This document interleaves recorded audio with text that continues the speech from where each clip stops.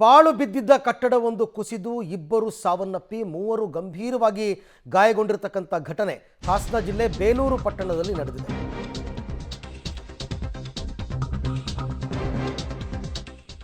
ಪಾಳು ಬಿದ್ದಿದ್ದ ಕಟ್ಟಡ ಕುಸಿತವಾಗಿದೆ, ಇಬ್ಬರು ಸಾವನ್ನಪ್ಪಿದ್ದಾರೆ. ಹಾಸನ ಜಿಲ್ಲೆ ಬೇಲೂರು ಪಟ್ಟಣದಲ್ಲಿ ನಡೆದಂತಹ ದುರ್ಘಟನೆ. 42 ವರ್ಷದ ಅಮರ್ನಾಥ್, 28 ವರ್ಷದ ನಜೀರ್ ಇಬ್ಬರು ಕೂಡ ಮೃತಪಟ್ಟಿದ್ದಾರೆ.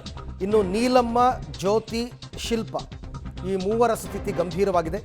ಮೂವರಿಗೆ ಗಂಭೀರ ಗಾಯವಾಗಿದೆ. ಇವ್ರನ್ನ ಆಸ್ಪತ್ರೆಗೆ ದಾಖಲು ಮಾಡಿ ಚಿಕಿತ್ಸೆಯನ್ನು ಕೊಡಿಸಲಾಗ್ತಾ ಇದೆ. ದೃಶ್ಯದಲ್ಲಿ ತಾವೀಗ ನೋಡ್ತಾ ಇದ್ದೀರಾ, ಒಂದು ಕಡೆ ಆ ಕಟ್ಟಡ ಕುಸಿದಿರೋದು ರೈಟ್ ವಿಂಡೋದಲ್ಲಿ, ಲೆಫ್ಟ್ ವಿಂಡೋದಲ್ಲಿ ಅಲ್ಲಿ ಅದನ್ನು ಕ್ಲೀನ್ ಮಾಡ್ತಾ ಇದ್ದಾರೆ JCB ಎಲ್ಲ ತಂದು.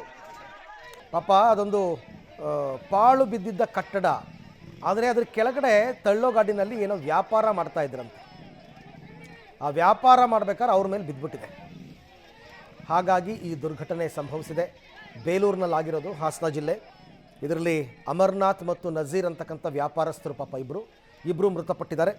ಹಾಗೆಯೇ ನೀಲಮ್ಮ, ಜ್ಯೋತಿ ಮತ್ತು ಶಿಲ್ಪ ಅಂತಕ್ಕಂಥವ್ರ ಸ್ಥಿತಿ ಗಂಭೀರವಾಗಿದೆ. ಹಳೆಯ ಕಟ್ಟಡದ ಸಜ್ಜ ಮುರಿದು ಬಿದ್ದು ಓರ್ವ ಸಾವನ್ನಪ್ಪಿ ಮೂವರು ಗಂಭೀರವಾಗಿ ಗಾಯಗೊಂಡಿರ್ತಕ್ಕಂಥ ಘಟನೆ ಬೇಲೂರು ಪಟ್ಟಣದಲ್ಲಿ ನಡೆದಿದೆ. ಈಗ ಸ್ಥಳಕ್ಕೆ ಹಿರಿಯ ಪೊಲೀಸ್ ವರಿಷ್ಠಾಧಿಕಾರಿಯಂತಹ ಮೊಹಮ್ಮದ್ ಸುಜಿತ್ ಅವರು ಭೇಟಿಯನ್ನು ನೀಡಿ ಪರಿಶೀಲನೆ ನಡೆಸಿದೆ. ಗಾಯಾಳುಗಳು ಯಾರು ಎಂಬುದರ ಬಗ್ಗೆ ಮಾಹಿತಿ ನೀಡಿದ್ದಾರೆ. ಅಲ್ಲದೆ ಘಟನೆಗೆ ಪ್ರಮುಖವಾಗಿ ಏನು ಕಾರಣ ಅಂತ ಹೇಳಿ ಅವರಿಗೆ ಮಾಹಿತಿಯನ್ನು ಪಡೆದಿದ್ದಾರೆ. ಈಗ SP ಅವರಂತ ಮೊಹಮ್ಮದ್ ಸುಜಿತ್ ಅವರು ನೀಡಿದ್ದಾರೆ. ಮೇಡಮ್, ಎಷ್ಟೊತ್ತಿಗೆ ಘಟನೆ ಆಯಿತು? ಎಷ್ಟು ಜನ ಸಾವನ್ನಪ್ಪಿ, ಎಷ್ಟು ಜನ ಗಾಯಗೊಂಡಿದ್ದಾರೆ?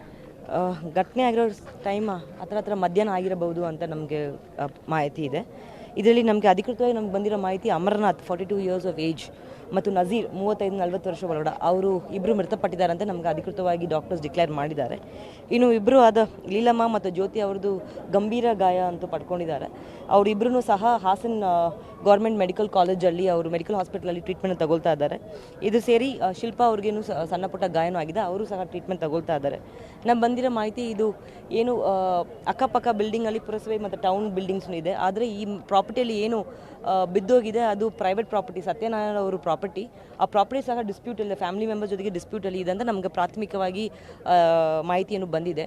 ಇದು ಯಾರು ಜನ ಮೃತಪಟ್ಟಿದ್ದಾರೋ ಮತ್ತು ಯಾರು ಗಾಯಗೊಂಡಿದ್ದಾರೋ ಅವರು ಸಹ ಇಲ್ಲಿ ಕೂತ್ಕೊಂಡು ವ್ಯಾಪಾರ, ಹಣ್ಣಿನ ವ್ಯಾಪಾರ ಮತ್ತು ಹೂವಿನ ವ್ಯಾಪಾರ ಮಾಡ್ಕೊಂಡು ಬಂದಿರೋರು ಅಂತ ನಮ್ಗೆ ಮಾಹಿತಿ ಬಂದಿದೆ.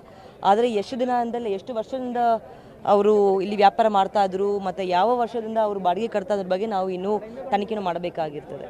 ಅದೇ ಟೈಮಲ್ಲಿ ಇದು ಏನು ತಾವು ನೋಡ್ತಾ ಇರೋದು